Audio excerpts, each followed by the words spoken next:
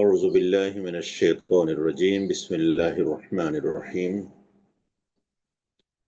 قال سبحانه وتعالى في كلامه المجيد قد أفلح المؤمنون الذين هم في صلاتهم خاشعون صدق الله العظيم. قال رسول الله صلى الله عليه وسلم من أقام الصلاة فقد أقام الدين ومن ترك الصلاة فقد هدم الدين أو كما قال عليه الصلاة والسلام. رب اشرح لي صدري ويسر لي أمري واحلل عقدة من لساني يفقه قولي. ربي زدني علما فهما كاملا نافعا. اللهم صل على محمد وعلى آل محمد كما صليت على إبراهيم وعلى آل إبراهيم إنك حميد مجيد. اللهم بارك على محمد وعلى آل محمد كما باركت على إبراهيم وعلى آل إبراهيم إنك حميد مجيد. قال سبحانه وتعالى سبحانك لا علم لنا إلا ما علمتنا إنك أنت العليم الحكيم. আলিমান institute কর্তৃক আয়োজিত আজকের এই সাপ্তাহিক হালাকা সালাতের স্বরূপ এই টপিকসের উপরে আয়োজিত আজকের এই সাপ্তাহিক গুরুত্বপূর্ণ হালাকায় অংশগ্রহণকারী আমার একান্ত শ্রদ্ধেয় সম্মানিত ভাই ও বোনেরা, সম্মানিত পরিচালক, আলিমান ইনস্টিটিউটের সাথে সংশ্লিষ্ট সম্মানিত দায়িত্বশীল ব্যক্তিবর্গ, সকলকে আন্তরিক প্রীতি, শুভেচ্ছা ও মোবারকবাদ জানিয়ে আমরা আমাদের কার্যক্রমের দিকে যাত্রা শুরু করছি। আল্লাহ রাব্বুল আলামিন আজকের এই আয়োজনকে কবুল করুন, আমিন। শুরুতে আল্লাহ রাব্বুল আলামিনের দরবারে শুকরিয়া আদায় করছি যে মহান মাবুদের অসীম কৃপায় আল্লাহ রাব্বুল আলামিনের করুণার বলে সালাতুল ফজর আদায়ের পরেই সাপ্তাহিক যে রাসূল সাল্লাল্লাহু আলাইহি ওয়াসাল্লামের সুন্নাহ ছিল সূরা কাহফ থেকে আমরা বেশ কিছু সময় তেলাওয়াত শুনেছি এবং এর পরপরই মুসলিম আইডেন্টিটির প্রথম পরিচয় সালাতের পরে আলোচনা অংশগ্রহণ করার জন্য যে আল্লাহ রাব্বুল আলামিন আমাদের কবুল করেছেন সেই মহান মাবুদের দরবারে সকলে শুকরিয়া আদায় করছে, আলহামদুলিল্লাহ। দরুদ ও সালাম মানবকুলের শ্রেষ্ঠ মানুষ মুহাম্মদ রাসূলুল্লাহ সাল্লাল্লাহু আলাইহি ওয়াসাল্লামের শানে, যে রাসূলুল্লাহ সাল্লাল্লাহু আলাইহি ওয়াসাল্লাম আল্লাহ রাব্বুল আলামিনের নির্দেশনায় আমাদের জন্য মুক্তির পথ বাতলিয়ে দিয়েছেন, যে মুক্তির নিশানা অনুসরণ করে আমরা যাত্রা শুরু করেছি, যার গন্তব্য হলো আল্লাহ রাব্বুল আলামিনের নির্মিত জান্নাত, তার সন্তুষ্টি অর্জনের মাধ্যমে। সে রাসূল সাল্লাল্লাহু আলাইহি ওয়াসাল্লামের শানে দরুদ ও সালাম পেশ করেই আমরা অসীম কৃতজ্ঞতা এবং দোয়া কামনা করছি তাদের জন্য যারা ইসলামের এই কালজয়ী জীবন আদর্শকে পৃথিবীর বুকে তুলে ধরতে যেয়ে জীবনের সর্বোচ্চটুকু আল্লাহ রাব্বুল আলামিনের রাস্তায় কোরবানি করে দিয়েছেন, তাদের জান মাল ইজ্জত আব্রুটুকু কোরবানি করে দিয়ে ইলাই কালিমাতিল্লাহি আলি ওলিয়া আল্লাহর জমিন আল্লাহর দ্বীনকে উঁচু করে ধরতে যে তাদের জীবনকে উৎসর্গ করেছেন, অর্থবিত্ত সম্পদকে উৎসর্গ করেছেন এবং এভাবেই দুনিয়া থেকে আল্লাহর সন্তুষ্টি অর্জনের মাধ্যমে তারা চলে গেছেন পরপারে। তাদের সকলের আল্লাহ রাব্বুল আলামিনের দরবারে আলায়ে মাকাম কামনা করে আমরা আমাদের মূল আলোচনার দিকে আস্তে আস্তে যাওয়ার চেষ্টা করবো ইনশাআল্লাহ। সম্মানিত ভাই ও বোনেরা, আমরা যারা আজকের এই আলোচনায় অংশগ্রহণ করেছি, নিঃসন্দেহে এই টপিকসটার সাথে আমরা সকলেই খুবই পরিচিত একটি শব্দ, পরিচিত একটি পরিভাষা, সলাত। কারণ হাদিসের ভিতরে রাসূলুল্লাহ সাল্লাল্লাহু আলাইহি ওয়াসাল্লাম যতগুলো আল্লাহ রাব্বুল আলামিনের নৈকট্য লাভের জন্য যত ধরনের ইবাদতের কথা বলেছেন, একজন মানুষ যখন মুসলিম নাম ধারণ করে, এই নাম ধারণ করার সাথে সাথেই তার প্রথম আইডেন্টিটি এসে দাঁড়ায় সলাত শব্দটি, তার প্রথম আইডেন্টিটি এসে সামনে দাঁড়ায়। কারণ একজন মুমিন এবং একজন কাফেরের ভিতরে পার্থক্য করার জন্য, অর্থাৎ একজন মুসলিম এবং একজন অমুসলিমের ভিতরে পার্থক্য সৃষ্টি করার প্রথম আইডেন্টিটি হলো সলা। এই প্রসঙ্গে রাসূলুল্লাহ সাল্লাল্লাহু আলাইহি ওয়াসাল্লাম একটি হাদিস উল্লেখ করেছেন, বাইনাল আবদি ওয়া বাইনাল কুফরি তারকুস সালাহ। কাফের এবং মুমিনের ভিতরে প্রথম পার্থক্য যে জিনিসটার মাধ্যমে নির্ধারিত হয় সেটা হলো সলাতের মাধ্যমে। ধরুন আমরা যারা তিনজন বন্ধু এক জায়গায় বসে আছি, একজন মুসলিমের সন্তান,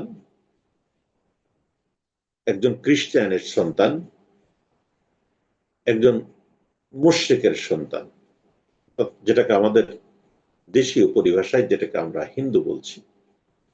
মুয়াজ্জিন সাহেব আজান দিলেন, হাইয়া আলাস সালাহ হাইয়া আলাল ফালাহ বলে আজান দিলেন। তিনজন বন্ধু একই জায়গায় বসে থাকলো, কেউই সালাতের জন্য এগিয়ে গেল না। তাহলে যেই ছেলেটি মুসলিম পরিবারে মুসলমান হিসেবে নিজেকে আইডেন্টিটি করছে, পরিচয় দিচ্ছে মানুষের সামনে, সেও সালাত আদায় করলো না, খ্রিস্টানের ছেলেও সালাত আদায় করলো না, মুশরিকের ছেলেও সালাত আদায় করলো না। তাহলে সেই ক্ষেত্রে বেসিক অর্থে ওই জায়গায় তিনজনের ভিতরে মৌলিক অর্থে আসলে কোনো আইডেন্টিটির কোনো পৃথক কোনো কিছুই আর রইল না। সুতরাং একজন মুমিনের সাথে সালাতের অবস্থাটি অতপ্রতভাবে জড়িত, এবং সে কারণেই আমাদের জীবনকে পরিশুদ্ধ করার জন্য, সেলফ পিউরিফিকেশন করার জন্য, সেলফ ক্রিটিসিজম করার জন্য, নিজের জীবনকে অনুধাবন অনুসরণ করার জন্য, মানুষের এই মানুষত্ববোধকে আল্লাহ রাব্বুল আলামিনের দরবারে সঁপে দেওয়ার জন্য সলাতের মতো এত উত্তম পন্থা পদ্ধতি আর অন্য কিছুর ভিতরে পরিলক্ষিত হয় না। সম্মানিত ভাই বোনেরা, আমরা পর্যায়ক্রমে সে বিষয়গুলোর দিকে, আসল রূপটা কি সলাতের, সে বিষয়টার দিকে এগিয়ে যাওয়ার চেষ্টা করবো ইনশাআল্লাহ। আমি তার আগে একটু জানতে চাচ্ছিলাম যে আমার সাউন্ড বা কথা ক্লিয়ারলি আপনাদের কানে যাচ্ছে কিনা জানি না। জি, আলহামদুলিল্লাহ, সাউন্ড ক্লিয়ার আছে। যে জি, সম্মানিত ভাই বোনেরা, আসুন আমরা একটু সামনের দিকে এগিয়ে যাওয়ার চেষ্টা করি। সলাত এর আসল যে পিকচার, সে প্রসঙ্গে আমরা আস্তে আস্তে করে একটু সামনের দিকে যাওয়ার চেষ্টা করি। সলাত সম্পর্কে আমাদের ধারণা বা তার মিনিংটা আসলে কি হতে পারে, এ প্রসঙ্গে আমরা কয়েকটি শব্দ আপনাদের সম্মুখে নিয়ে আসতে পারি। আসসালাত, এর মূল অর্থ হলো, কয়েকটি অর্থ আসে: দোয়া, সংযোগ, অনুগতভাবে ফিরে আসা। অর্থাৎ সালাত হলো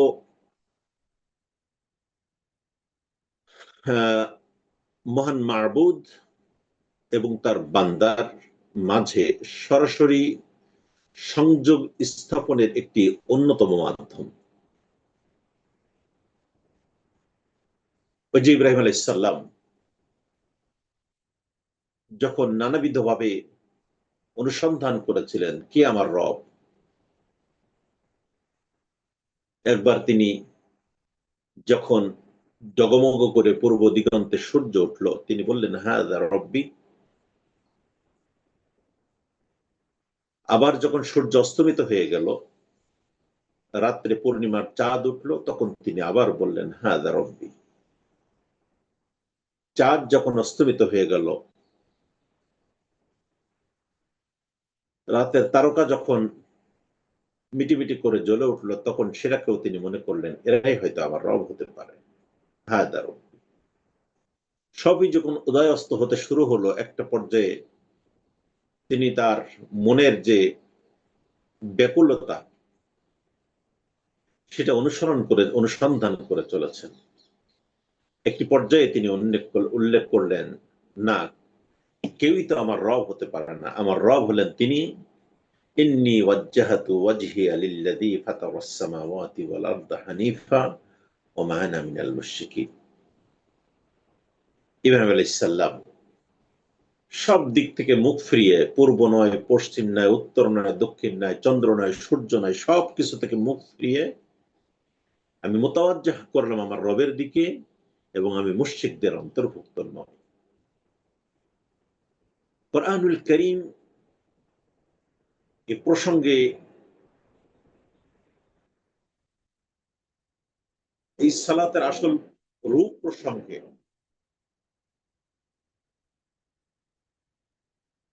যে মৌলিক শব্দটি দিয়ে আমি আমার আলোচনার আজকে সূত্রপাত করেছি, কোরআনুল কারীমের 23তম সূরা আল মুমিনুনে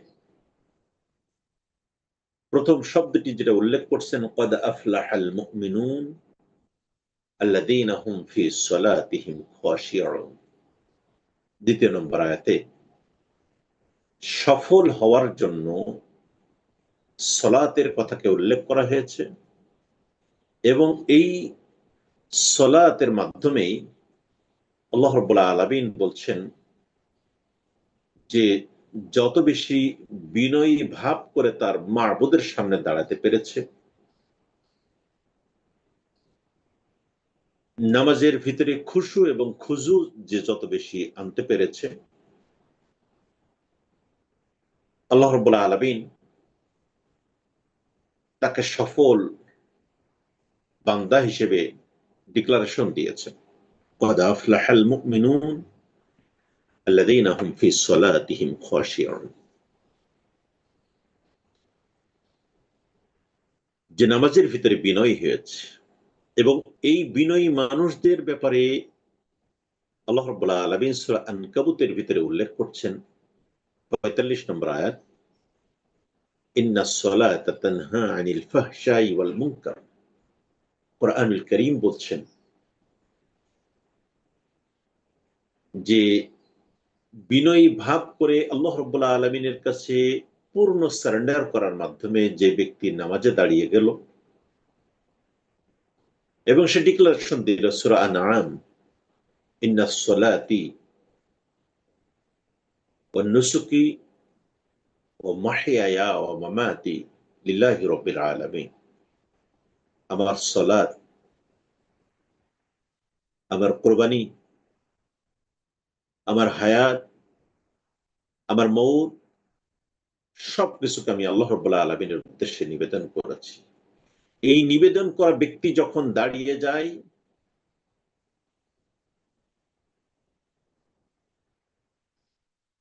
পবিত্র অবস্থায়, পরিচ্ছন্ন অবস্থায়, ওযু অবস্থায়, কেবলামুখী হয়ে যখন সে দাঁড়িয়ে যায় মহান মাবুদের দরবারে,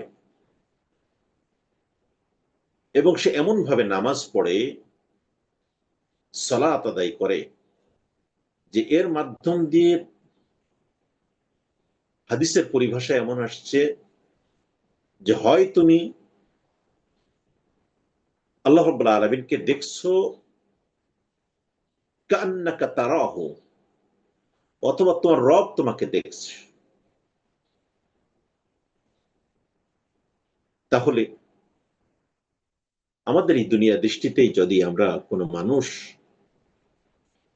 খুব গুরুত্বপূর্ণ কোনো অফিসে আমরা আমাদের খুব সম্মানিত কোনো জায়গায় কোনো মন্ত্রীর সাথে, প্রেসিডেন্টের সাথে, প্রধানমন্ত্রীর সাথে আমাদের জন্য যদি সাক্ষাতের শিডিউল পড়ে, তাহলে ওই সাক্ষাৎ গ্রহণ করতে যাওয়ার আগে আমার মেন্টাল প্রিপারেশন, ড্রেস আপ করা প্রিপারেশন, পায়ে কোন জুতাতে পরে যাব, কোন ড্রেস পরলে কত সুন্দর লাগবে, এই সব প্রিপারেশন নিয়ে যখন আমরা এই দুনিয়াবি ছোট্ট এই গুরুত্বপূর্ণ জায়গাগুলোতে যখন আমরা দেখা করতে যাই, সাক্ষাতের জন্য যাই, সেখানে আমাদের যে মেন্টাল প্রিপারেশন থেকে থাকে, আর আমি যার সামনে দাঁড়াচ্ছি তিনি হলেন সব সব প্রধানের প্রধান, যে আল্লাহ রাব্বুল আলামিন কুল কায়নাতের প্রতিটি অণু এবং পরমাণুর স্রষ্টা। সেই অণু এবং পরমাণুর স্রষ্টার সামনে দাঁড়িয়ে যখন আমরা সালাতের জন্য দাঁড়িয়ে যাই, হয় আমি সে আল্লাহ রাব্বুল আলামিনকে দেখছি, অথবা আমি যদি নাও দেখে থাকি তাহলে তিনি আমাকে দেখছেন। সুতরাং এই অনুভূতি, এই ওনারশিপ ফিলিংস নিয়ে যদি আমরা অন্তর থেকে এটা অনুধাবন করে সালাতের জন্য দাঁড়িয়ে যাই, তাহলে আল্লাহ রাব্বুল আলামিন সেই সালাত আদায় করা মানুষের ব্যাপারেই ডিক্লারেশন দিচ্ছেন, ইন্নাস সালাতা তানহা আনিল ফাহশাই ওয়াল মুনকার। নিশ্চয় সালাত আমাদেরকে অন্যায়, অনাচার, পাপাচার, অশ্লীলতা, মন্দ কাজ থেকে আমাদেরকে ফিরিয়ে রাখতে পারে। আর সালাতের আসল রূপই হলো এর একটি অন্যতম বহিঃপ্রকাশ। আমি নিশ্চয়ই, আমার মনে হচ্ছে যে ইতিপূর্বে হয়তো এই শব্দটি আপনাদের সাথে আমি শেয়ার করেছি। মানুষ যত বেশি গোপন ইবাদত করতে পারে, সে আল্লাহ রাব্বুল আলামিনের কাছে দিনের পর দিন তত সম্মানিত হতে পারে। এবং তার এই সম্মান বেড়ে যাওয়ার কারণে আসমানের ফেরেশতারা তার জন্য দোয়া করতে থাকেন, এবং ওই ফেরেশতাদের দোয়া করার ফলশ্রুতিতে মানুষের ভিতরে তার অ্যাকসেপ্টেন্স, তার মহব্বত, তার প্রতি মানুষের মহব্বত, এবং আল্লাহ রাব্বুল আলামিনের সাথে তার সম্পর্ক দিনের পর দিন নিগুড় হতে পারে। সুতরাং গোপন ইবাদত মানুষকে সম্মানের দিকে নিয়ে চলে যায়, পক্ষান্তরে গোপন পাপ মানুষকে অধপতনের দিকে নিয়ে চলে যায়। আর এই দুটার সংযোগ স্থাপন করার জন্য সালাত হলো মুমিন জীবনের অত্যন্ত গুরুত্বপূর্ণ একটি মিশন। সম্মানিত ভাই বোনেরা, নবী করিম সাল্লাল্লাহু আলাইহি ওয়াসাল্লাম আমাদেরকে এই প্রসঙ্গে একটু বলেছেন যে সাহাবা আজমাইন প্রশ্ন করলেন, ইয়া রাসূলুল্লাহ, এই নামাজ আদায়ের মাধ্যমে আমাদের কি উপকার হতে পারে? রাসূলুল্লাহ সাল্লাল্লাহু আলাইহি ওয়াসাল্লাম বললেন, তোমাদের কারোর বাড়ির সামনে দিয়ে, বাসা বাড়ির সামনে দিয়ে কি কোনো নদী চলে গেছে, স্রোতওয়ালা নদী চলে গেছে? তিনি বললেন যে হ্যাঁ, গেছে। তো এই নদীতে যদি কোনোদিন কোনো ব্যক্তি 5 বার গোসল করে থাকে, তাহলে তার শরীরে কি আর কোনো ময়লা আবর্জনা থাকতে পারে? সাহাবা আজমাইন বললেন, না ইয়া রাসূলুল্লাহ। তেমনি ভাবে কোন ব্যক্তি যদি প্রতিদিন পবিত্র অবস্থায়, পরিশুদ্ধ অবস্থায় 5 ওয়াক্ত সালাত খুশু খুজুর সাথে আদায় করে, তার জীবন থেকে, তার ইনার সাইড পাপ পঙ্কিলতা থেকে, সব ধরনের গুনাহ খাতা মাফ করে দিয়ে 5 বার গোসল করলে যেমনি ভাবে দিনে ওই মানুষটি পবিত্র পরিচ্ছন্ন হয়ে যায়, তেমনি ভাবে একজন মানুষ সালাত আদায় করলে ওই ধরনের পবিত্র পরিচ্ছন্ন হয়ে যায় তার ভিতর থেকে বাহ্যিকভাবে। আল্লাহ রাব্বুল আলামিন এই সালাত আমাদেরকে নিয়মিত সর্বাবস্থায় কন্টিনিউ করার জন্য আল্লাহ রাব্বুল আলামিন কবুল করুন। ইসলামী শরীয়তে মা বোনদের সহ যাদের যে যে জায়গাগুলোতে সালাতের ব্যাপারে রুখসত দেওয়া হয়েছে, এটা তো নিঃসন্দেহে এখানে আমাদের আলোচনার বিষয় নয়।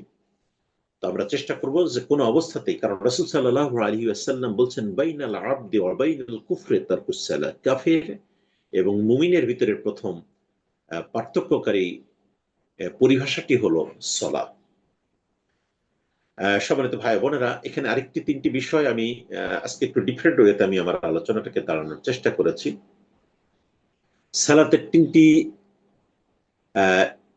স্তর আমরা দেখতে পাই, সালাতের 3টি স্তর দেখতে পাই। একটি হলো বাহ্যিক রূপ,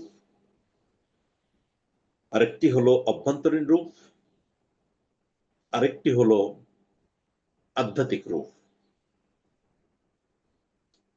বাহ্যিক রূপটা হলো সে সব দিক থেকে মুখ ফিরিয়ে কেবলামুখী হয়ে দাঁড়িয়ে গেল, সে রুকু করলো, সেজদা করলো, কেরাত পাঠ করলো, অর্থাৎ তেলাওয়াত করলো। আমরা পর্যায়ক্রমে সামনের দিকে যাওয়ার চেষ্টা করব এবং কেমনে দাঁড়ায়, কিভাবে দাঁড়ায়, সেটা তো আমাদের এখানে খুব বেশি বর্ণনা করার প্রয়োজন নাই। যখন রুকুতে গেল, যখন সেজদায় গেল, একজন মানুষকে বিনয়ী ভাব প্রকাশ করার জন্য নামাজের মতো, নামাজের পরপর এত সুশৃঙ্খল, এত কনস্ট্রাকটিভ ইবাদতের ক্ষেত্রে আর দ্বিতীয় কোনো নিদর্শন খুঁজে পাওয়া সচরাচর দেখা যায় না। কারণ মানুষের জীবনের সব থেকে সম্মানের উঁচু জায়গা হলো তার কপাল, তার নাক। যার কারণে রাসূলুল্লাহ সাল্লাল্লাহু আলাইহি ওয়াসাল্লাম কাউকে যদি কোনো সময় বকা দিতেন, কার উপরে বিরক্ত হতেন, একটি শব্দ তিনি উল্লেখ করতেন, রগিমাংফু রগিমাংফু রগিমাংফু, তোমার নাসিকা ধুলামলিন হোক, তোমার নাসিকা ধুলামলিন হোক, তোমার নাসিকা ধুলামলিন হোক। এই 3টি শব্দ, এই শব্দটি 3বার উল্লেখ করতেন। অর্থাৎ নাক বা কপাল হলো মানুষের দৃষ্টির প্রথম জায়গা হিসেবে দেখিয়ে সামনে আসে। একজন মানুষ সে যখন সলাতে দাঁড়িয়ে যায়, বাহ্যিক রূপে যখন সলাতে দাঁড়িয়ে যায়, তার সকল আভিজাত্য, সকল পরিচয়, সকল সম্পদ, সকল দাম্ভিকত্ব সবকিছুকে পিছনে ফেলে দিয়ে কান দুইটা ধরে আসামির কাঠগড়ায় দাঁড়ানোর মতন বুকে হাতটা বেঁধে পা দুটো সামনে রেখে চোখ এদিক ওদিকে নড়াচড়া করবে না, নিশ্চুপ নীরব নিস্তব্ধ হয়ে দাঁড়িয়ে থাকে। আবার কিছুক্ষণ পরে সে সেজদায় যাওয়ার পূর্বে মাজারা নিচু করে কিছু সময় সে বিনয় ভাব প্রকাশ করে। চূড়ান্ত বিনয় ভাব প্রকাশ করার যে দৃশ্যটি, সেটা হলো যখন সে সেজদায় লুটিয়ে পড়ে। এই প্রসঙ্গে আল্লাহ রাব্বুল আলামিন সূরা আলাকের শেষ শব্দের ভিতরে খুব গুরুত্বপূর্ণ একটি শব্দ বলেছেন, ওয়াসজুদ ওয়াকতারিব, তোমরা আমার সেজদা দাও, তোমরা আমার নিকটবর্তী হয়ে যাও। আল্লাহ রাব্বুল আলামিন এই সালাতের মাধ্যমে বান্দা এবং আল্লাহ রাব্বুল আলামিন, রাসূল সাল্লাল্লাহু আলাইহি ওয়াসাল্লাম বলছেন যে যখন কোনো বান্দা সেজদায় চলে যায়, তখন ওই বান্দার সাথে আল্লাহ রাব্বুল আলামিনের মাঝে লা হিজাবা বাইনাহুম, উভয়ের মাঝে আর কোনো পর্দা থাকে না। সুবহানাল্লাহি ওয়া বিহামদিহি।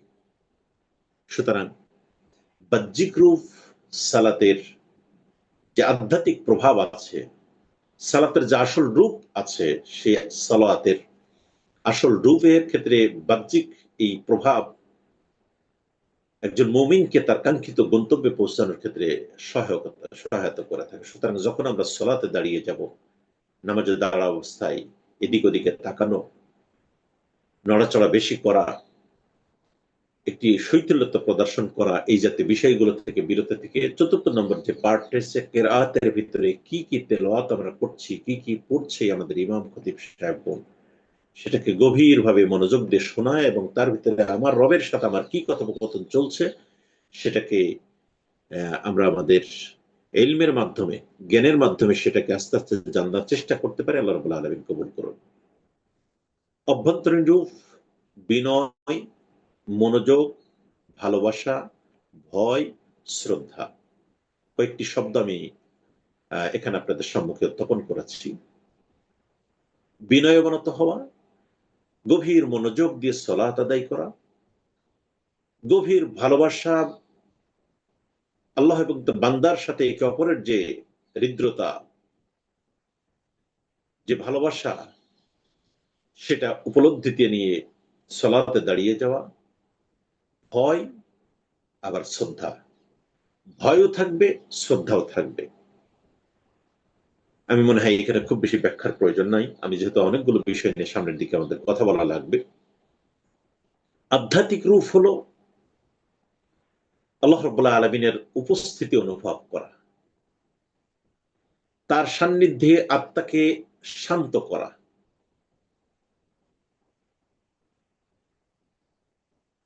আল্লাহ রাব্বুল আলামিনের পরে আমাদের অগাধ আস্থা এবং বিশ্বাসের সুনিপন এই দৃশ্যটি আমাদেরকে আল্লাহমুখী করার ক্ষেত্রে সহায়তার ভূমিকা পালন করবে, এই প্রত্যাশা আমরা ব্যক্ত করছি। সম্মানিত ভাই বোনেরা, আমরা একটু সামনের দিকে এগিয়ে যাওয়ার চেষ্টা করি।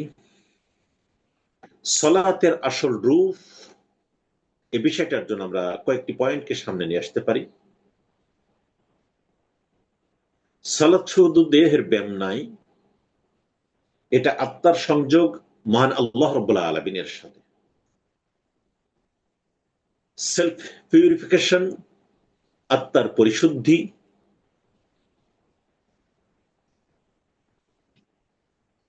নিয়ন্ত্রণ, আত্মার নিয়ন্ত্রণ, সমাজে ও নৈতিক চরিত্র গঠনের, সমাজে নৈতিক চরিত্র গঠনের ভিত্তি হিসেবে এই সালাত আমাদের সামনে তার প্রকৃত স্বরূপ আমরা নিজেদেরকে সেভাবে তুলে ধরতে পারি। কয়েকটি শব্দ আমি এখানে নিয়ে এসেছি। সালাত শুধু দেহের ব্যায়াম নয়, এটা আত্মার সংযোগ আল্লাহর সাথে। হৃদয়ের পরিশুদ্ধি ও নিয়ন্ত্রণের মাধ্যমে, সেলফ পিউরিফিকেশন যেটা আমি বলি, সেলফ ক্রিটিসিজম। কারণ আমার অর্থ, বৃত্ত, বংশ, পরিচয়, দম্ভ সব কিছুকে বিসর্জন দিয়ে মাটির সাথে কপালটাকে দিয়ে যখন লুটিয়ে পড়ে নিতান্ত গোলামের মতো প্রতিদিন জমিন নামক খাতা,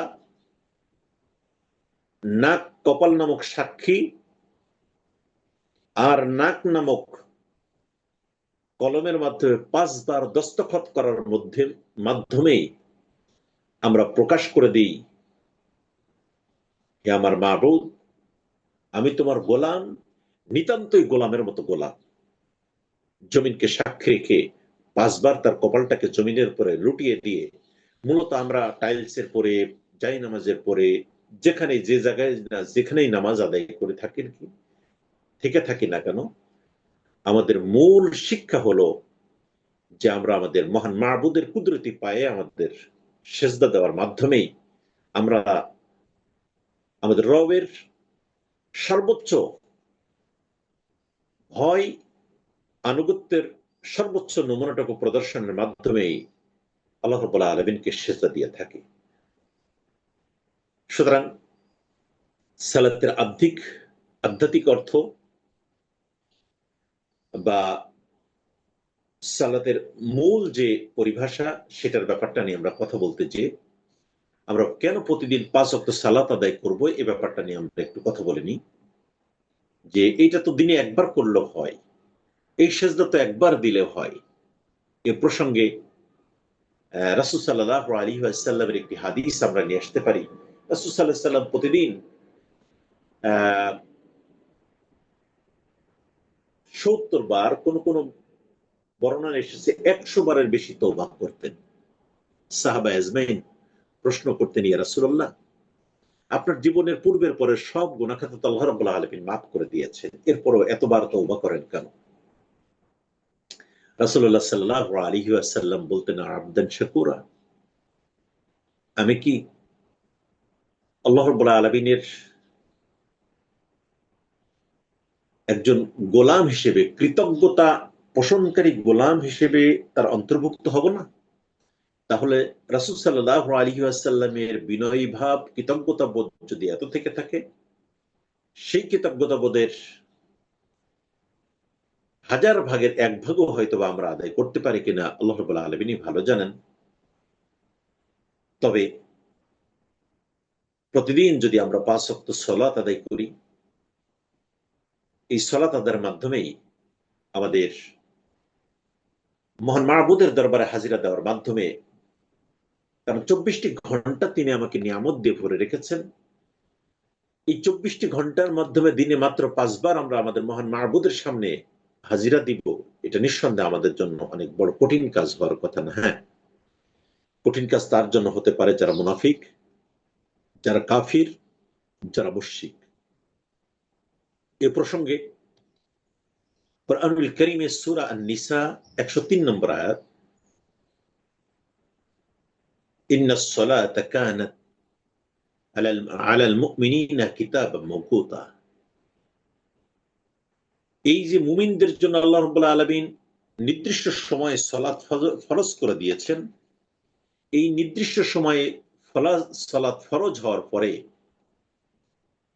যারা মুমিন তারা আদায় করার ক্ষেত্রে তাদের কোনো এক্সকিউজ তারা সামনে দাঁড় করান না। পক্ষান্তরে সূরা জুমআহ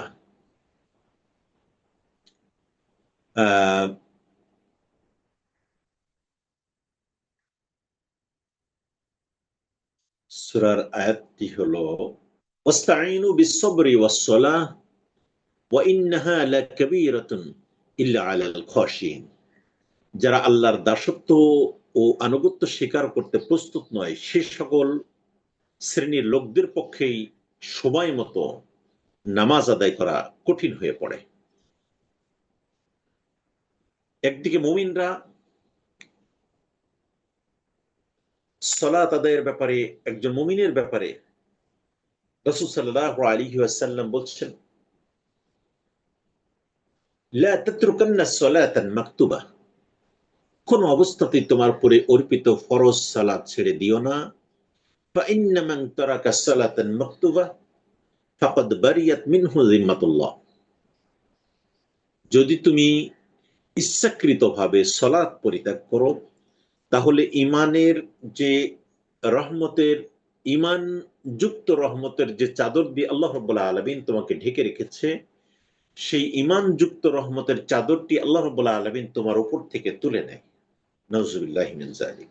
লা তাতরুকান্না সালাতান মাকতুবা, রাসূল সাল্লাল্লাহু আলাইহি ওয়াসাল্লাম বলছেন, কোশ্চিন কালেই তোমার উপরে অর্পিত ফরজ সালাত ছেড়ে দিও না।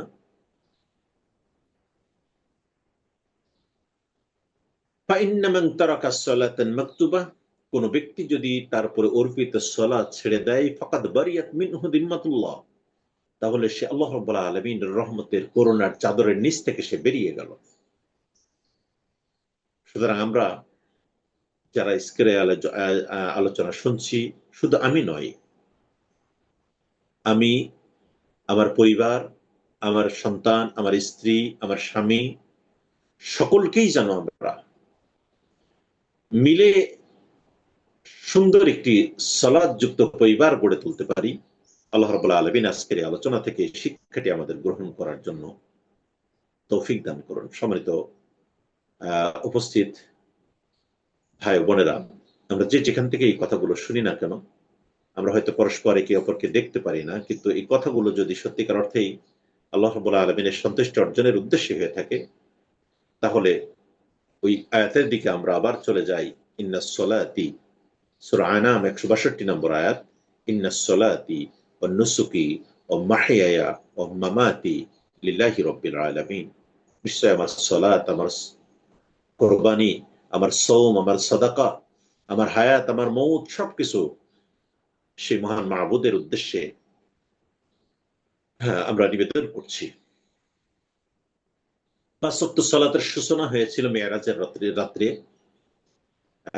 এবং রাসূল সাল্লাল্লাহু আলাইহি ওয়াসাল্লাম এই সালাতের বিষয়টা নিয়ে, সালাত আসলে এত বিগ একটা টপিকস, এটি কোরআনুল কারীমের ভিতরে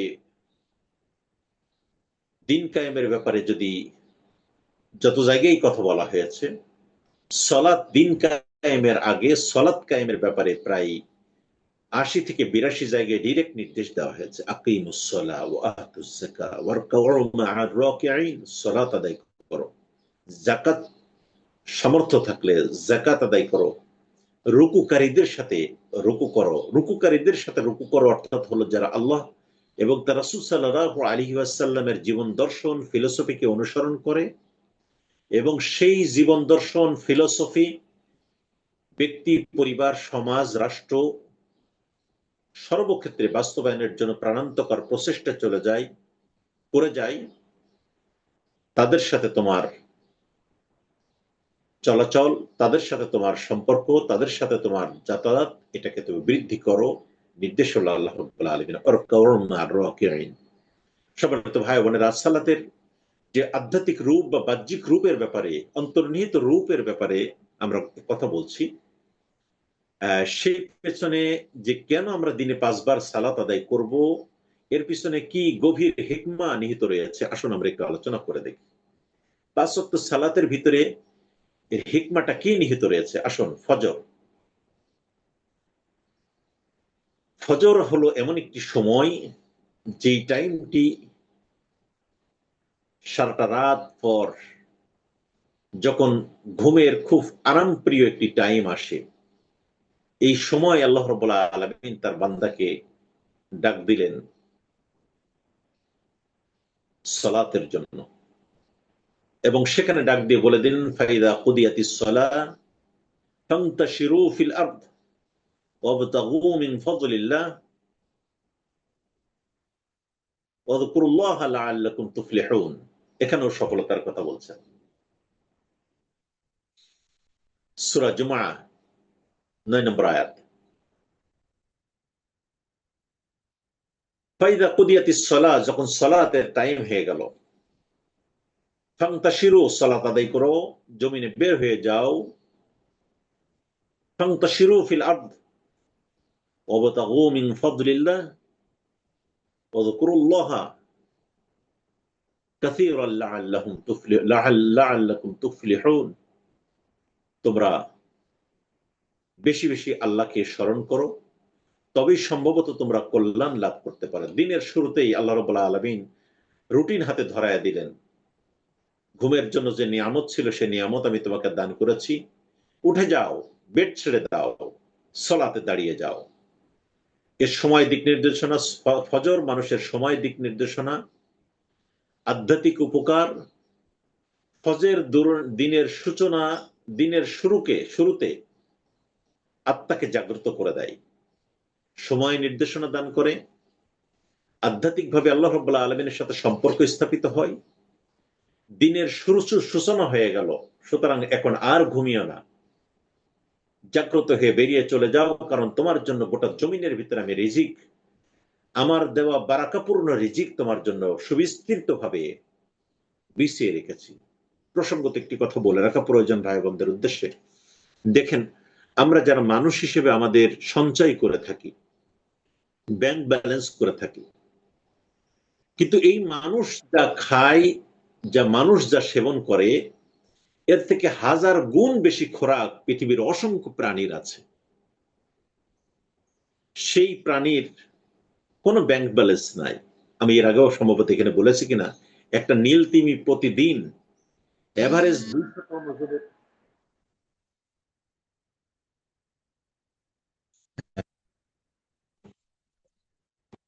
হ্যালো,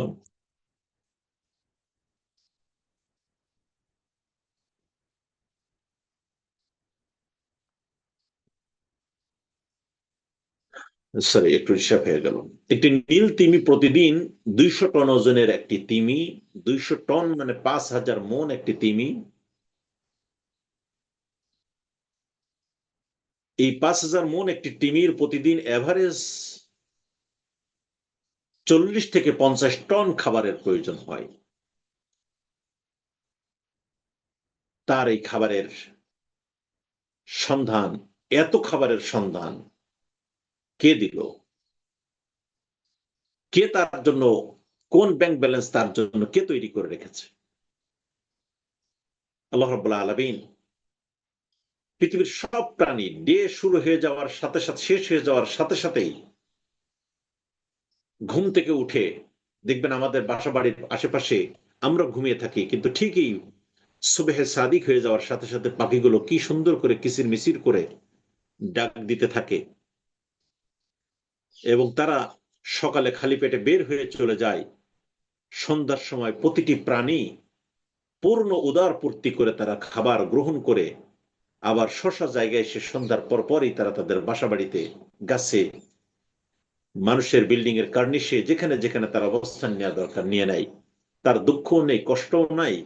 তার সকালের যে হাসিযুক্ত, শুকরিয়াযুক্ত যে কিসির মিচির আওয়াজ, এর মাধ্যমে তারা আল্লাহ রাব্বুল আলামিনের শুকরিয়া আদায় করে থাকে। সুতরাং ফজর, এখানে আমাদের জন্য শিক্ষা হলো, ফজরের সালাত আদায় করে মানুষ যখন আল্লাহ রাব্বুল আলামিনের নাম নিয়ে রিজিক অর্জনের জন্য, সংগ্রহের জন্য বেরিয়ে যায়, আল্লাহ রাব্বুল আলামিন বারাকাটা থেকে বৃদ্ধি করে দিতে থাকে, স্মরণ বৃদ্ধি করে থাকে। দ্বিতীয় নম্বর পয়েন্ট হলো জোহর। দিনের এই মহান কর্মব্যস্ত সময়ের ভিতরে আল্লাহ রাব্বুল আলামিনের স্মরণ করার উদ্দেশ্যে কাজের মাঝখানে দুনিয়ার ব্যস্ততা থেকে কিছুটা সময় মুখ ফিরিয়ে মানুষ যখন অস্থির হয়ে যায়, এই সময় সেজদা দেওয়ার মাধ্যমে তার আত্মাটাকে শান্ত করে তোলে। সুতরাং সালাতুল জোহর, জোহর সালাতের যে আধ্যাত্মিক বা বাহ্যিক যে রূপ হলো, অন্তর্নিহিত রূপ হলো, মানুষ যখন দুনিয়া দুনিয়া করে ছুটে চলেছে পৃথিবীর এ প্রান্ত থেকে ও প্রান্তে, সে সময় আল্লাহ রাব্বুল আলামিন ডাক দিয়ে বলেন, হাইয়া আলাস সালাহ, হাইয়া আলাল ফালাহ। দিনের সূচনা লগ্নে আসো, তুমি আমার কাছে একটু সেজদা দিয়ে যাও।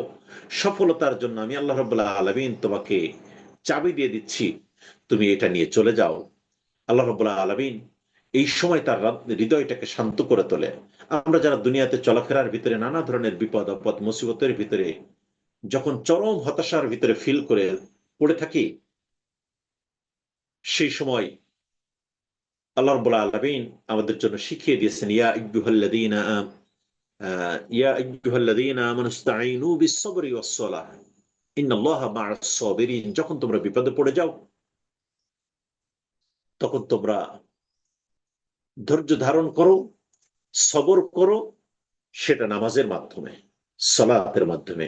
এই যে ব্যস্ততম সময়ের মাঝখানে কিছু সময় বিরতি দিয়ে যে আমি সেজদা দিয়ে আমার মনের সব কষ্টের কথা আল্লাহ রাব্বুল আলামিনকে বলে গেলাম, এটা আমার জীবনের জন্য অত্যন্ত গুরুত্বপূর্ণ একটি মাধ্যম। আসো, বিকেলে স্মরণ করে দেয় তোমার জীবন থেকে দুনিয়া দ্রুত লাইফ শেষ হয়ে যাচ্ছে, দিনটা তো শেষ হয়ে গেল। সালাতুল আসর আমাকে স্মরণ করিয়ে দিল সময় দ্রুত ফুরিয়ে যাচ্ছে। দেখেন, গতকাল যাদের আমাদের বয়স হয়তোবা 10 বছর একদিন ছিল, আজকে সকালেই 10 বছর 2 দিন শুরু হয়ে গেল। যার বয়স 50 বছর 2 মাস ছিল, তার বয়স আজকে 50 বছর 2 মাস একদিন হয়ে গেল। এমনি ভাবেই যেই পৃথিবীকে, যেই জমিনকে, যেই দুনিয়াকে পাওয়ার জন্য আমরা বেপরোয়া হয়ে ছুটে চলেছি, সেই দুনিয়া প্রতিটি মুহূর্ত আমাদেরকে দুনিয়া থেকে বের করে দিচ্ছে। বেরিয়ে যা, তোর বাপ চলে গেছে, তোর মা চলে গেছে, তোর দাদা চলে গেছে, তোর নানা চলে গেছে, নাতি চলে গেছে, স্বামী চলে গেছে, সন্তান চলে গেছে, তুই কবে কখন মাটির নিচে আসবি? সুতরাং সালাতুল আসর আমাদেরকে স্মরণ করিয়ে দিচ্ছে, দ্রুত তোর জীবন থেকে সময় ফুরিয়ে যাচ্ছে, তুই সেজদা দিয়ে যা তোর রবের কাছে। সালাতুল মাগরিব, সূর্যাস্তের পর দিনের কাজ শেষে আল্লাহর প্রতি কৃতজ্ঞতা প্রকাশের একটি চরম মাধ্যম, চূড়ান্ত মাধ্যম। সারাটা দিন কর্মব্যস্ত জীবন শেষে মুয়াজ্জিন আবার ডাক দিল, হাইয়া আলাস সালাহ হাইয়া আলাল ফালাহ। সে সেজদা দিয়ে সারাটা দিনের কৃতজ্ঞতা পেশ করলো। 5 নম্বর সালাতুল ইশা। রাত্রে আল্লাহ রাব্বুল আলামিন বললেন, ওয়াজআলনা লাইলা লিবাসা ওয়াজআলনা নাহারা মাআশা। রাতকে আমি তোমাদের জন্য বিশ্রামের জন্য বিছানা করে দিয়েছি। সূরা নাবার ভিতরে আল্লাহ রাব্বুল আলামিন উল্লেখ করছেন, সেই রাতের বিশ্রামে যাওয়ার আগে আত্মাকে প্রশান্ত করে পাপ মোচনের শেষ সুযোগ। কারণ আমরা যারা সালাত আদায় করি, এমন ভাবে রাসূল সাল্লাল্লাহু আলাইহি ওয়াসাল্লাম বলছে, তুমি এমন ভাবে সালাত আদায় করো, সল্লু কামা রাআইতুমুনি উসাল্লি, আমি যেমন সালাত আদায় করেছি সেমনি সালাত আদায় করো। কারণ এমন হতে পারে এই সালাত তোমার জীবনের শেষ সালাত হতে পারে। সুতরাং দিনে রাত্রে 5 বার এই 5টি ধাপে আল্লাহ রাব্বুল আলামিন কে স্মরণ করার মাধ্যমে নিজেকে শুদ্ধ রাখা এবং নিয়ন্ত্রণে রাখা, এটা সালাতের একটি চমৎকার আধ্যাত্মিক প্রভাব। আসুন আবার আরেকটু সামনের দিকে এগিয়ে যাই। সালাত যেমন আত্মার গোসল, পানি তেমনি দেহের গোসল। আই রিপিট, সালাত যেমন আত্মার গোসল, পানি তেমনি দেহের গোসল। সালাতের মাধ্যমে আত্মাটাকে যেমন পিউরিফিকেশন আমরা করে থাকি, তেমনি ভাবে গুনাহ খাতাকে মাফ করে। কারণ রাসূল সাল্লাল্লাহু আলাইহি ওয়াসাল্লাম বলছেন, কোন বান্দা যখন সালাতের উদ্দেশ্যে বাসা থেকে বের হয় অথবা সে তার সালাতের উদ্দেশ্যে বিসমিল্লাহ বলে উযু করতে শুরু করে, হাদিস শরীফের ভিতরে এসেছে, বান্দার যতগুলো জায়গায় তার এই অজুর পানি গোসলের পানি পড়ে, সকল জায়গা থেকে তার সগীরা কবিরা গুনাহগুলো আল্লাহ রাব্বুল আলামিন এই পানির ফোঁটার সাথে সাথে ধুয়ে পরিষ্কার করে দিতে থাকেন। সুবহানাল্লাহি ওয়া বিহামদিহি। সুতরাং রাসূল সাল্লাল্লাহু আলাইহি ওয়াসাল্লামের একটি সুন্দর উদাহরণের মাধ্যমেই আমরা আমাদের জীবনকে পরিশুদ্ধ করে নিতে পারি, সে চেষ্টা আমরা অব্যাহত রাখবো ইনশাআল্লাহ। কারোর যদি দরজায় যে হাদিসটি একটু আগে আমি বলছিলাম, বুখারী এবং মুসলিম শরীফের সহ সিয়াসিত্তার অনেকগুলো কিতাবে এই কথাটি এসেছে, কারোর দরজার সামনে নদী থাকে আর সে দিনে 5 বার গোসল করে, তার শরীরে কি কোনো ময়লা জমে থাকবে? সাহাবারা বললেন, না ইয়া রাসূলুল্লাহ। তেমনি ভাবে 5 ওয়াক্ত সালাত যদি কোনো ব্যক্তি মাপ আদায় করে থাকে, এমনি ভাবে তার জীবন থেকে আল্লাহ রাব্বুল আলামিন গুনাহ খাতাগুলো ঝরিয়ে দিতে থাকেন। সালাত আমাদেরকে নিয়মানুবর্তিতা শেখায়। আরেকটি পয়েন্টের দিকে চলে আসি। সালাত আমাদেরকে নিয়মানুবর্তিতা শেখায়। আল্লাহ স্মরণে স্থির থাকা জীবন ব্যস্ত, আল্লাহর স্মরণে স্থির থাকা জীবন ব্যস্ত মানুষ ভুলে যায়। মানুষ দুনিয়া দুনিয়া করতে ছুটতে ছুটতে ভুলে যায়, যার কারণে আমরা যারা পাবলিক ট্রান্সপোর্টেশনে চড়ে থাকি, কোনো কোনো সময় দেখবেন গাড়িতে লেখা থাকে, নামাজকে বলো না আমার কাজ আছে, বরং কাজকে বলো আমার নামাজ আছে। কথাটি যদিবা কোনো একজন ব্যক্তি বা কেউ কোনো কারণে লিখে থাকুক না কেন, কিন্তু আসলে এটাই রিয়েলিটি। কারণ রাসূল সাল্লাল্লাহু আলাইহি ওয়াসাল্লাম বলছেন, ইন্নাল্লাহা লা ইয়ানজুরু ইলা সুওয়ারিকুম আমওয়ালিকুম ওয়ালাকিন ইয়ানজুরু ইলা কুলুবিকুম ওয়া আমালিকুম। নিশ্চয় তোমাদের কারো চেহারা সুরত ধন সম্পদ আমার কাছে বিবেচ্য বিষয় নয়, ওয়ালাকিন ইয়ানজুরু ইলা কুলুবিকুম ওয়া আমালিকুম। তোমাদের কার অন্তর কেমন ছিল আর কার আমল কেমন ছিল, এটা আমি আল্লাহ রাব্বুল আলামিনের কাছে বিবেচ্য বিষয়। সম্মানিত ভাই বোনেরা, আমি জানি না আসলে আলোচনা করছি, আপনারা আমার আলোচনায় কথায় বিরক্ত হচ্ছেন কিনা। আমাকে তাহলে মেসেজ দিয়ে আমি আলোচনা সংক্ষেপ করে দিব।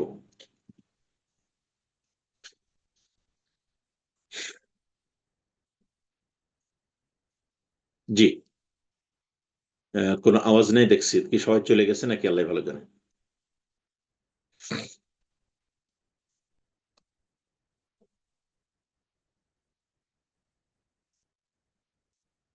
প্রতিদিন 5 ওয়াক্ত সালাত আদায় করার মানে হলো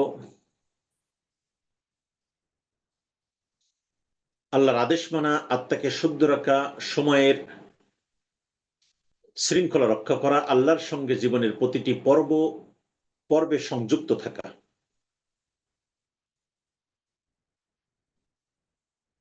সালাত আদায়ের মাধ্যমে কয়েকটি জিনিস আমি আপনাদের সম্মুখে নিয়ে এসেছি। নাম্বার 1, আল্লাহর আদেশ মানা, আত্মাকে পরিশুদ্ধ করা বা রাখা, সময়ের শৃঙ্খলা রক্ষা করা, মহান আল্লাহ রাব্বুল আলামিনের সঙ্গে জীবনের প্রতিটি পর্বে সংযুক্ত থাকা। আসলে এবার আমরা একটু ডিফারেন্ট সাবজেক্টের দিকে যাই। সালাত আদায় না করলে কি ক্ষতি হতে পারে, এই বিষয়গুলো আমাদের জানা নিশ্চয় আমরা জেনে থাকি, তারপরেও একটু রিপিটেশনের মাধ্যমে নতুন করে আবার আমাদের সামনে বিষয়গুলোকে একটু তুলে ধরা। প্রথম কথা হলো, সালাত যদি কোনো মানুষ ছেড়ে দেয় তাহলে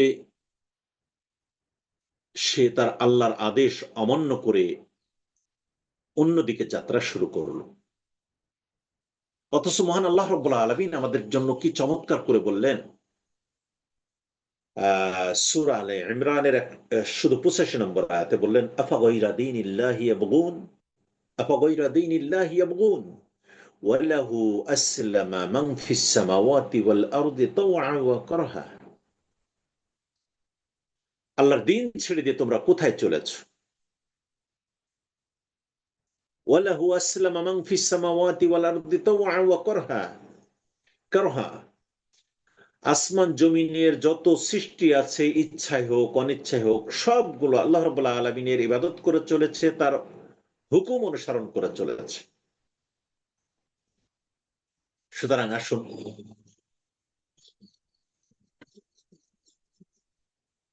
রাসূল সাল্লাল্লাহু আলাইহি ওয়াসাল্লাম বলেছেন, বাইনাল আবদি ওয়া বাইনাল কুফরি তারকুস সালাহ, কাফের এবং মুমিনের ভিতরে পার্থক্যই হলো নামাজ। সুতরাং সেই আল্লাহর নির্দেশ অমান্য করে কোন কুফরির পথ অবলম্বন করে চলেছ? সুতরাং সালাত না পড়া মানে হলো আল্লাহর সাথে সম্পর্ক ছিন্ন করা। এতে মানুষ ধীরে ধীরে পাপ ও অন্ধকারের দিকে ডুবে পড়ে।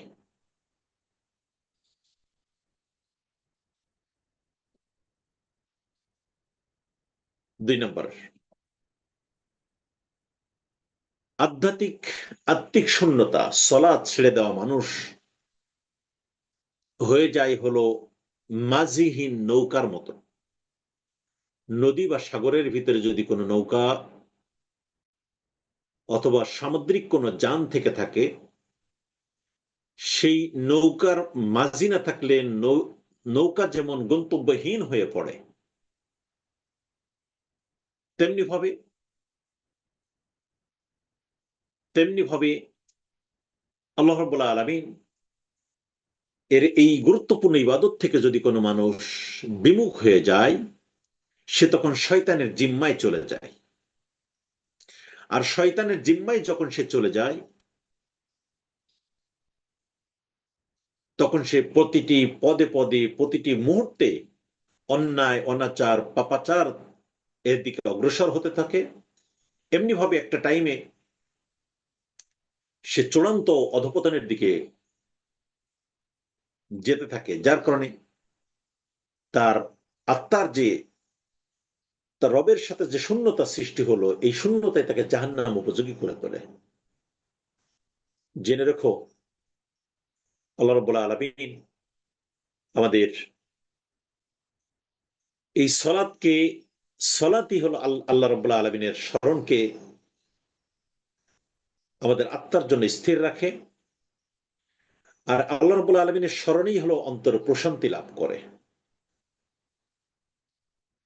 আল্লাহ রাব্বুল আলামিন এই প্রসঙ্গে সূরা আল কাউসারের ভিতরে উল্লেখ করছেন, ইন্না আ'তাইনাকাল কাউসার, বিসমিল্লাহির রহমানির রহিম, ইন্না আ'তাইনাকাল কাউসার ফাসাল্লি লিরাব্বিকা ওয়ানহার ইন্না শানিয়াকা হুয়াল আবতার। ফাসাল্লি, ডাইরেক্ট নির্দেশ দিচ্ছেন, তুমি সালাত আদায় করো এবং তোমার রবের উদ্দেশ্যে তোমার জীবন যৌবন অর্থ মুহূর্ত প্রয়োজনের সময় যখন যেটা তোমার জন্য তোমার রবের পক্ষ থেকে চাওয়া আসবে সেটাকে তুমি কোরবানি করে দাও। ফসল্লি লিরাব্বিকা ওয়ানহার, নাহরুন শব্দের অর্থ হলো প্রবাহিত হওয়া, কোরবানি করা। তৃতীয় নম্বর পয়েন্ট হলো সমাজে অনৈতিকতা বেড়ে যায়।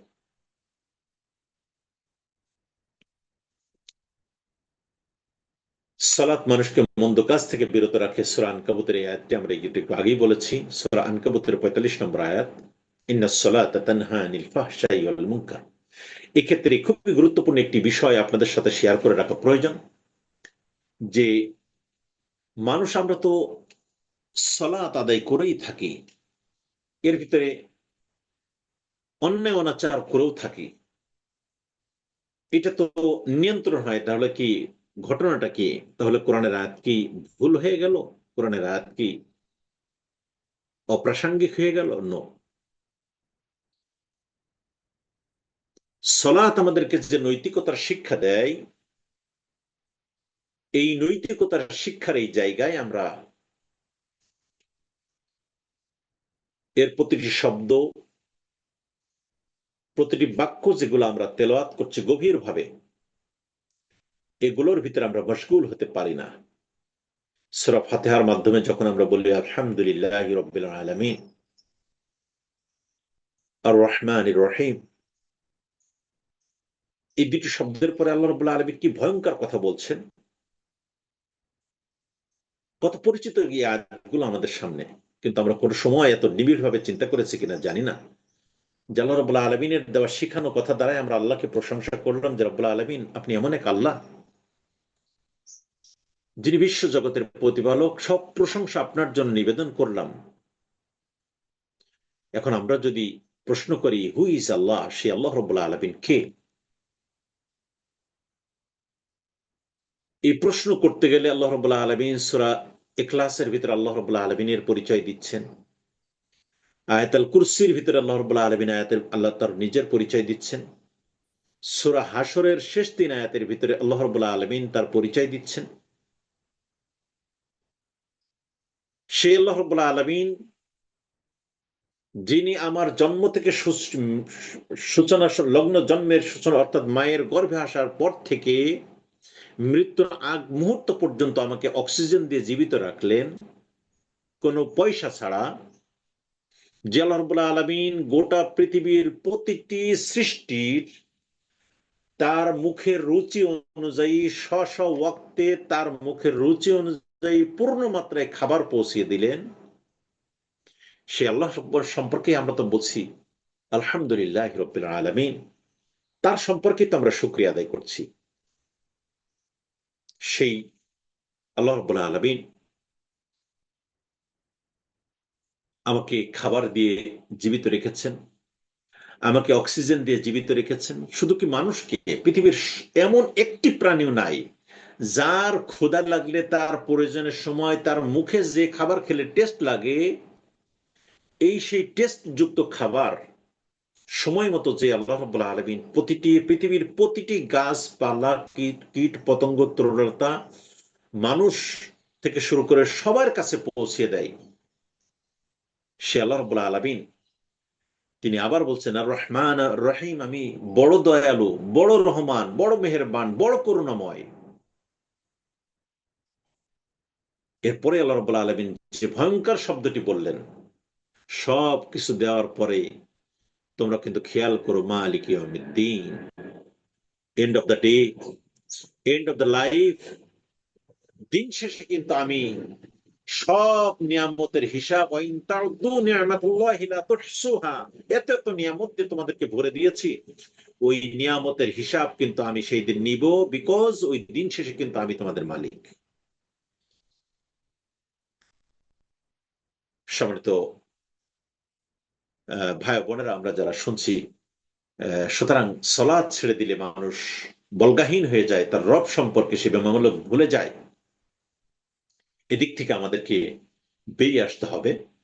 আমরা যেন আল্লাহ রাব্বুল আলামিনের সাথে একটি সখ্যতা গড়ে তুলতে পারি, গভীর ইবাদতের মাধ্যমে, সদাকার মাধ্যমে, সিয়ামের মাধ্যমে, হজ জাকাতের মাধ্যমে আল্লাহ রাব্বুল আলামিনের সামনে নিজেকে উপস্থাপন করতে পারি।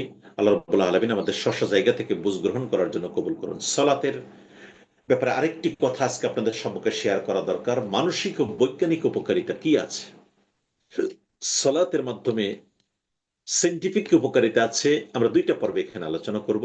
মানসিক প্রশান্তি ও স্ট্রেস কমানো, এক নম্বর। মানসিক প্রশান্তির ভিতরে আমরা যারা মানসিক, দেখবেন আমাদের বিভিন্ন সংস্থাগুলোর মাধ্যমে আমরা মোটিভেশনাল স্পিকার নিয়ে আসি। বিভিন্ন কর্পোরেট হাউসগুলো তাদের এমপ্লয়ীদেরকে মোটিভেশনাল স্পিকারের মাধ্যমে তাদের মানসিক বিকাশের জন্য, শক্তি সাহস সঞ্চারের জন্য খুব তাত্ত্বিক কথাবার্তা শুনিয়ে থাকেন। কিন্তু আল্লাহ রাব্বুল আলামিন আমাদেরকে সলাতের মাধ্যমে কি সুন্দর মেডিটেশন দিচ্ছেন। যখন দীর্ঘ সময় একজন মানুষ সেজদায় চলে যায়, আপনারা আমার এই কথাটাকে নিশ্চয়ই এর আগেও শুনেছেন বা এখনো শুনছেন, আমি সহ নিজে সবাই মিলে আমরা প্র্যাকটিস করতে পারি।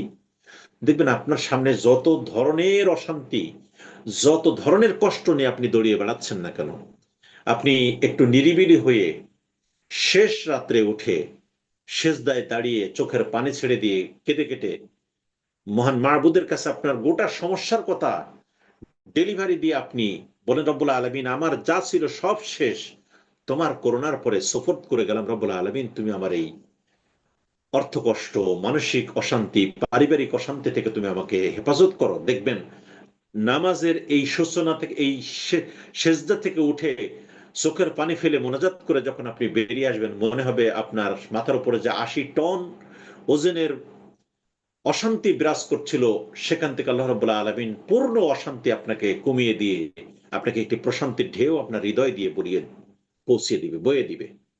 গবেষণায় প্রমাণিত হয়েছে, সালাতের সময় মানুষ যখন শ্বাস প্রশ্বাস শরীরের এই মুভমেন্ট মেডিটেশনের মতো কাজ করে থাকে, সে সময় তার একটি কর্টিসল হরমোন বা স্ট্রেস হরমোন তার শরীর থেকে কমায় দেয়।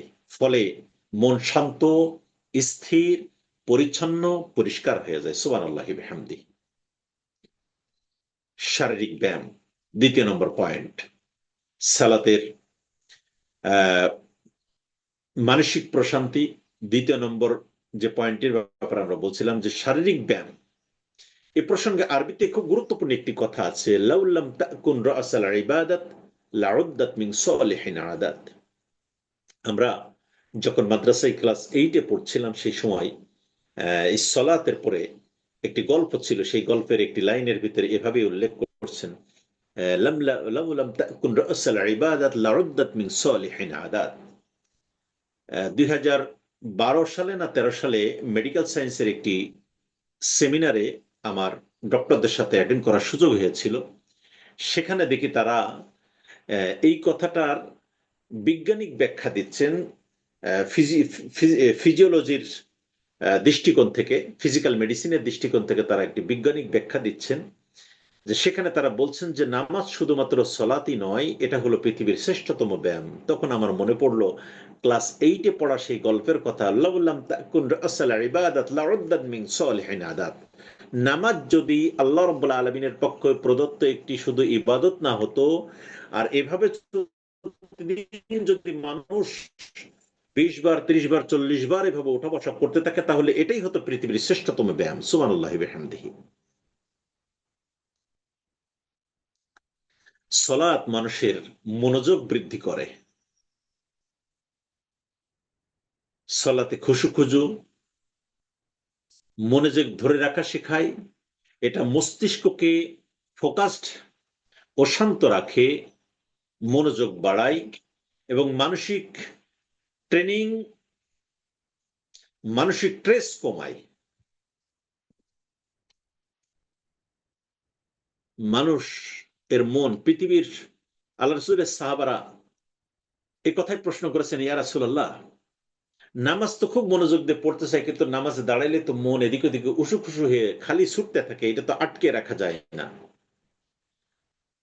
রাসূলুল্লাহ সাল্লাল্লাহু আলাইহি ওয়াসাল্লাম সাহাবীদেরকে বললেন, নামাজের প্রতিটি শব্দ, উচ্চারিত প্রতিটি শব্দকে যদি তোমরা মনোযোগ দিয়ে এক একটিকে বিশ্লেষণ করো, তাহলে এই মনোযোগ স্থির রাখার জন্য দেখেন, আমরা যখন বলছি আল্লাহু আকবার বলে দাঁড়াচ্ছি, সানা পড়ার পরে যখন সুবহান রাব্বিয়াল আযীম, সুবহান রাব্বিয়াল আযীম, সুবহান রাব্বিয়াল আযীম বলে আবার দাঁড়াচ্ছি, আবার যাচ্ছি সেজদাতে, সুবহান রাব্বিয়াল আলা বলে যখন আবার আমরা সেখানে লম্বা সময় ধরে সেজদায় থাকছি, মানুষকে পর্যায়ক্রমে সিগমেন্ট অনুযায়ী এক একটা দিকে তাকে নিয়ে চলে যাচ্ছে, এবং সেক্ষেত্রে তার মনোযোগটাকে ওই নামাজ কেন্দ্রিকই ধরে রাখার চেষ্টা করছে। সম্মানিত ভাই বোনেরা, এ পর্যায়ে আসি। সামাজিক ঐক্য ও পারস্পরিক হৃদ্রতার বৃদ্ধিতে নামাজ অত্যন্ত গুরুত্বপূর্ণ ভূমিকা পালন করে। জামাতে নামাজ এ ব্যাপারে অত্যন্ত চমৎকার একটি সিস্টেম। কি প্রেসিডেন্ট, কি প্রধানমন্ত্রী, কি সুইপার, কি ঠেলাগাড়ি চালক, কি রিক্সা চালক, কি ধনী, কি সামরিক নেতা, কি ব্যবসায়ী, কি শিল্পপতি যখন এক কাতারে দাঁড়িয়ে যায়, কে ভিক্ষুক আর কে রাষ্ট্রপতি, রাজা, কোনো পার্থক্য নাই, কারণ সবাই তখন দাঁড়িয়ে গেছে পৃথিবীর সব রাজাদিরাজ মহান আল্লাহ রাব্বুল আলামিনের সামনে। সুতরাং এই সলাত আদায়ের ক্ষেত্রে, বিশেষ করে পুরুষের সলাত আদায়ের ব্যাপারে অত্যন্ত কড়াকড়ি করেছেন জামাতের সাথে। রাসূল সাল্লাল্লাহু আলাইহি সাল্লাম বলছেন, কোন পরিবারে যদি নারী, বৃদ্ধ ও শিশু না থাকতো, আর যারা শক্তি সামর্থ্য থাকার পরেও জামাতে শরিক হয় না, মনে চায় তাদের ঘরটাকে আগুন ধরিয়ে জ্বালিয়ে পুড়িয়ে দিই। হাদিসের ভিতরে উল্লেখ করা হয়েছে, জামাতে ব্যক্তিগতভাবে কেউ যদি একা একা নামাজ পড়ে তাহলে তার 1 গুণ সওয়াব, অপরদিকে যদি সে জামাতবদ্ধ নামাজ আদায় করে তাহলে তার জন্য 27 গুণ সওয়াব বেশি তার জন্য করা হয়ে থাকে। তাহলে মা বোনেরা স্বাভাবিকভাবে প্রশ্ন করতে পারেন, ছেলেদের জন্য জামাতে নামাজ পড়লে তাদের হয়, তাহলে আমরা তো অধিকাংশ সময় বাসায় নামাজ পড়ি, তাহলে আমাদের জন্য কি হবে? মেয়েদের নামাজের বিষয়টা, জামাতে নামাজের বিষয়টা রুখসত করা হয়েছে। যদি তার জামাতে নামাজ আদায় করার সুযোগ থাকে, তাহলে বিকল্প অ্যারেঞ্জমেন্ট থাকে, তাহলে সেক্ষেত্রে করতে পারবে। আর যদি কোনো কারণে না থেকে থাকে, তাহলে সে একা একা নামাজ আদায় করলেই তার নামাজের পূর্ণতা এসে যাবে, এই ব্যাপারে কোনো সমস্যা নাই। কারণ আমাদের ইবাদত গ্রহণ করা না করার মালিক মূলত আল্লাহ রাব্বুল আলামিন। সুতরাং আমি আলোচনা প্রায় শেষ পর্যায়ের দিকে এসেছি। আমি হয়তো 2-5 মিনিটের ভিতরে আলোচনা শেষ করে দিব। সালাতের বৈজ্ঞানিক যে উপকারিতা, তার ভিতরে 2-3টে পয়েন্ট আমি আপনাদের সম্মুখে উল্লেখ করতে চাই।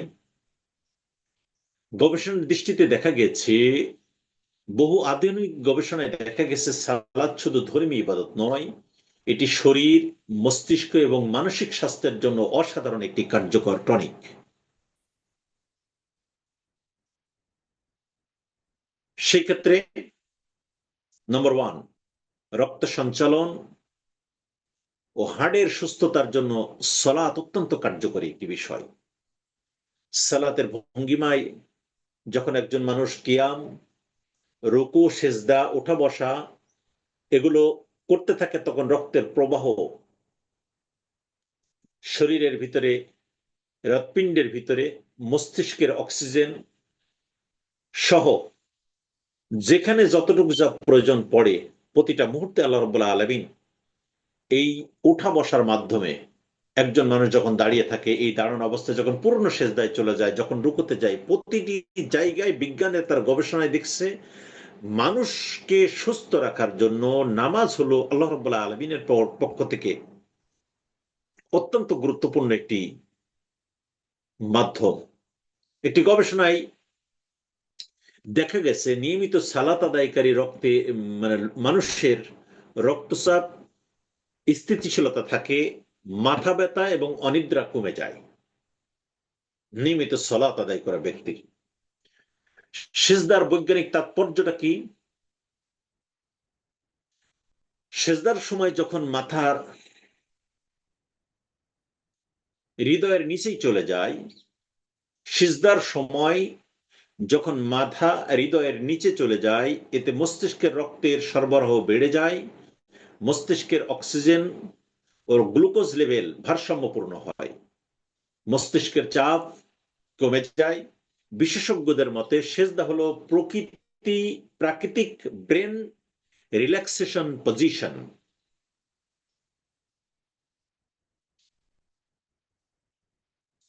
সেজদার মাধ্যমে তার ব্রেনকে আল্লাহ রাব্বুল আলামিন একটু রিল্যাক্সেশন পজিশনে তাকে নিয়ে আসে। সম্মানিত ভাই বোনেরা, মানসিক স্বাস্থ্যের উন্নতিতে সালাত অত্যন্ত গুরুত্বপূর্ণ ভূমিকা পালন করে থাকে। এটাকে ইংরেজিতে বলা হচ্ছে মাইন্ড ডিসিপ্লিন। এই সালাতের মাধ্যমে মাইন্ড ডিসিপ্লিন তৈরি করে, উদ্বেগ, বিষণ্ণতা, একাকিত্ব দূর করে। ইউরোপে একটি গবেষণায় দেখা গেছে যে নিয়মিত সালাত আদায় করে তার অ্যাংজাইটি এবং ডিপ্রেশনের মাত্রা অন্যদের তুলনায় অনেক কমে থাকে। সম্মানিত ভাই বোনেরা, আমি এ পর্যায়ে কোরআন থেকে সরি আর দুটো তিনটে পয়েন্ট আছে, আমি শেষ করে দিয়া 7:30 বেজে গেছে, অনেক টাইম হয়ে গেছে মনে হয়। আমি শেষ করতে চাই। সম্মানিত ভাই বোনেরা, আমি শুধুমাত্র পয়েন্ট বলে যাই। সালাতে মনোযোগ ধরে রাখার জন্য 5টি সহজ উপায় আছে। আমরা অনেক সময় প্রশ্ন করে থাকি যে সালাত আমাদের মনোযোগ চলে যায়, ধরে রাখার উপায়টা কি? 1 নম্বর উপায় হলো নিয়তকে সচেতন ভাবে খুলুসিয়াতের সাথে নিয়ত করা, শুধু মুখে মুখে নাই, বুঝে আমি যে সলাতের নিয়ত করছি, কি কি আমি সলাতের মাধ্যমে পড়ব, এটাকে সচেতন ভাবে সামনে নিয়ে আসা। কারণ এখন আমি দাঁড়াচ্ছি আমার মহান আল্লাহর সামনে, রব আমাকে দেখছেন অথবা আমি রবকে দেখছি। এই ফিলিংস যদি আমি নিয়ে আসতে পারি তাহলে এতে সালাতের সংযোগ তৈরিতে সহায়ক হয়। কেরাত আমরা যেটা পড়ি বুঝে বুঝে কেরাত আমরা পড়ব, তাহলে সালাতের মনোযোগ আমাদের সংরক্ষিত হবে। সালাতের ভঙ্গিমায় যে ব্যক্তি, রাসূল সাল্লাল্লাহু আলাইহি সাল্লাম বলেছেন ধীরতা, সালাতের ভঙ্গিমায় থাকবে ধীরতা, খুব অস্থির ভাবে নামাজ আদায় করা না। যে ব্যক্তি রুকু ও সেজদায় তাড়াহুড়া করে তার নামাজ পূর্ণ হয় না। বুখারীর হাদিসের ভিতরে উল্লেখ করা হচ্ছে ধীরে ধীরে নামাজ পড়লে মন শান্ত হয়, মনোযোগ বাড়ে। যার কারণে রাসূল সাল্লাল্লাহু আলাইহি সাল্লাম একজন সাহাবীকে নামাজ আদায় করতে দেখলেন, খুব দ্রুত নামাজ আদায় করলেন। রাসূল সাল্লাল্লাহু আলাইহি সাল্লাম তাকে বললেন, সল্লু, তুমি সালাত আদায় করো, ফাইন্না লাম তুসাল্লি, কারণ তুমি যা আগে যে সালাত আদায় করেছো সেটা হয় নাই, আবার আদায় করো। আবার বললেন, ইয়া রাসূলুল্লাহ, আমি 3 ভাবে পড়তে পড়তে 3 বার বললেন যে এইভাবে তো আমি এর এর বাইরে তো আমি পড়তে পারি না। তখন রাসূল সাল্লাল্লাহু আলাইহি সাল্লাম বললেন, সল্লু কামা রাআইতুমুনি উসাল্লি, আমার মতো করে সালাত আদায় করো যেমনি ভাবে আমি সালাতের ভিতরে রুকু, সিজদা, তাহলিল এইগুলো করে থাকি, তারতিল তাদবির যেগুলো করে থাকি। বাহ্যিক বিষণ্ণতা দূর হয় সালাতের মাধ্যমে। নামাজের পরে মিনিমাম যে তসবিহগুলো আছে, যদি ব্যস্ততাও থেকে থাকে, মিনিমাম 3 থেকে 5 মিনিট ধীর স্থির ভাবে বসে যান। আমাদের অনেক ক্ষেত্রে দেখা যায় যে আসসালামু আলাইকুম আসসালামু আলাইকুম বলেই যায় নামাজটা টান দিয়ে উঠে চলে যায়, অন্য কাজের দিকে দৌড়িয়ে চলে যাই। আল্লাহ রাব্বুল আলামিনের সাথে সাক্ষাৎ হওয়ার সাথে সাথেই দৌড় মারা না মারার পরে বরং মাসনুন যে সকল দোয়াগুলো আছে এই দোয়াগুলো আমরা পাঠ করলে, মনটাকে আস্তে আস্তে স্থির করে আমরা বিদায় নিতে পারলে সেখানে আমাদের অনেক গুরুত্বপূর্ণ এই সলাতের মাধ্যমে আমাদের হৃদয়টা পরিশুদ্ধ হতে পারে। কারণ রাসূল সাল্লাল্লাহু আল্লাহ রাব্বুল আলামিন কোরআনুল কারীমের ভিতরে বলছেন ক্বাদ আফলাহা মান যাক্কাহা, সফল হয়েছে সে যে নিজেকে পরিশুদ্ধ করতে পেরেছে। সুতরাং সলাত মানুষের অন্তরকে তাজকিয়া করে দেয়, ধৈর্য শিখায় সলাত, আল্লাহর প্রেমের অনুভূতি জাগায় সলাত। সালাত মানুষকে সফলতার পথ দেখায়, যে আয়াত দিয়ে আমরা আমাদের আজকের যাত্রা শুরু করেছিলাম, ক্বাদ আফলাহাল মুমিনুন আল্লাযীনা হুম ফিস সালাতিহিম খাশিউন। সম্মানিত ভাই বোনেরা, অনেক সময় ধরে আপনাদের কাছে আমার কাছে মনে হয়েছে কষ্ট দিয়েছি, কিন্তু আমি আমার দীর্ঘ স্টাডি থেকে যে বিষয়গুলো বের করার চেষ্টা করেছি, আমি কোরআন হাদিস এবং সাইন্টিফিক আয়গুলো থেকে আমি কোরআনের আয় দ্বারা, হাদিসের আয় দ্বারা, সাইন্টিফিক আয় দ্বারা, আয় দ্যাট মিন্স চোখ দ্বারা আমি আজকের এই সলাৎকে পর্যবেক্ষণ এবং পর্যালোচনার দৃষ্টিতে নেওয়ার চেষ্টা করেছি। রাসূলুল্লাহ সাল্লাল্লাহু আলাইহি ওয়াসাল্লাম শেষ সময়ে এসে একটি নসিহা করে গেছেন, আসসালাত আসসালাত আসসালাত।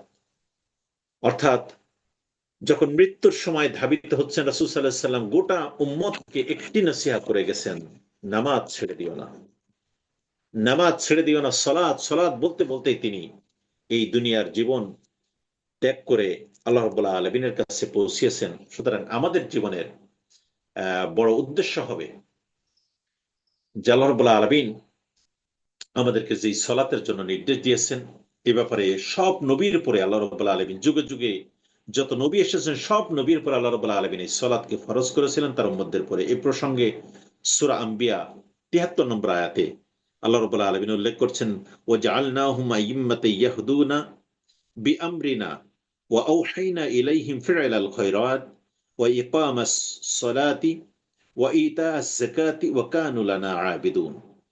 আল্লাহ রাব্বুল আলামিন বলছে, আমি তাদেরকে নেতা বানিয়েছিলাম যাতে করে তারা আমার নির্দেশ অনুযায়ী মানুষকে পথ প্রদর্শন করে, আর আমি তাদের প্রতি ওহী প্রেরণ করে এই আদেশ দিয়েছিলাম যে তারা যেন ভালো কাজ করে, সলাত কায়েম করে, যাকাত আদায় করে, আর তারাই আমার ইবাদত করত, তারাই আমার গোলাম ছিল, আর তারা আবেদ ছিল। সম্মানিত ভাই বোনেরা, আল্লাহ রাব্বুল আলামিনের কাছে আমরা দোয়া করি যে আল্লাহ রাব্বুল আলামিন এই সলাতের মতো গুরুত্বপূর্ণ একটি ইবাদত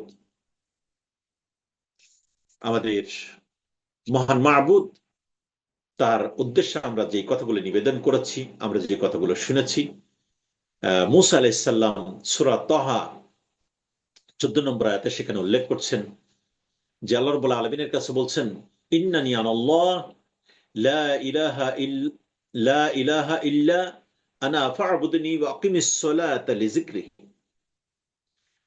আল্লাহ রাব্বুল আলামিন মূসা আলাইহিস সালামের কাছে এসে বললেন, মূসা আলাইহিস সালামকে তুর পর্বতে ডাক দেওয়ার পরে বললেন, ইন্নানি আনাল্লাহ, আমি তো সেই আল্লাহ, আমার আল্লাহ ছাড়া, মূসা আলাইহিস সালাম তো আমার আল্লাহ ছাড়া আর কোনো উপাস্য নাই, সুতরাং আমি সেই আল্লাহ, আর আল্লাহ ছাড়া তোমার কোনো উপাস্য নাই, সুতরাং আমাকেই তোমরা উপাসনা করো, আমার স্মরণে সালাত আদায় করো এবং আমাকে বেশি বেশি তোমরা স্মরণ করো।